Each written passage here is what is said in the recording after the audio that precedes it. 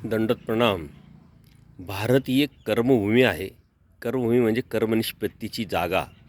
मागचं संपतंय आणि पुढचं लागतंय. भारताव्यतिरिक्तची जी भूमी आहे ती भूगभूमी आहे. तिथं फक्त भोगवण्यासाठी जीवाचा जन्म झालेला आहे. याचा अर्थ तिथं कोणती धार्मिकता करू नये किंवा केली तर फायदा होणार नाही असं नव्हे.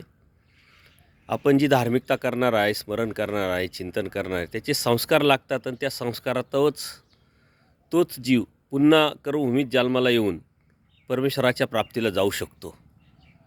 हे संस्कार अत्यंत महत्त्वाचे आणि ते संस्कार लागण्यासाठी कोणत्याही ठिकाणी आपण धार्मिकता जर केली तर त्याचा फायदा होणारच आहे. स्वामी श्री चक्रात सांगितलं परमेश्वराचं जे नाम आहे, ह्या ब्रह्मांडात घेतलं तर पैल ब्रह्मांडीसुद्धा त्याचा वेद होतो. हे तर ह्याच ब्रह्मांडातले जीव असल्यामुळं कोणत्याही ठिकाणी जरी जीव असला ते केलं तर त्याचा फायदा त्याला होतोच होतो.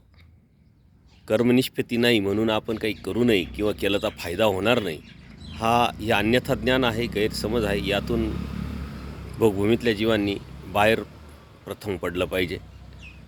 भोगभूमी या अर्थाने, कर्मनिष्पत्ती नाही या अर्थाने का तिथं पिंडस्था कमी असतात, परंतु संस्कारातूनच पुढे जाऊन त्याला परमेश्वर प्राप्तीचं जी संधी आहे ती परमेश्वराकडून मिळत असते. आणि म्हणून आपण कुठेही जरी असलं तरी धार्मिकता ही आपण जोपासलीच पाहिजे. दंडोत प्रणाम, दंडोत प्रणाम.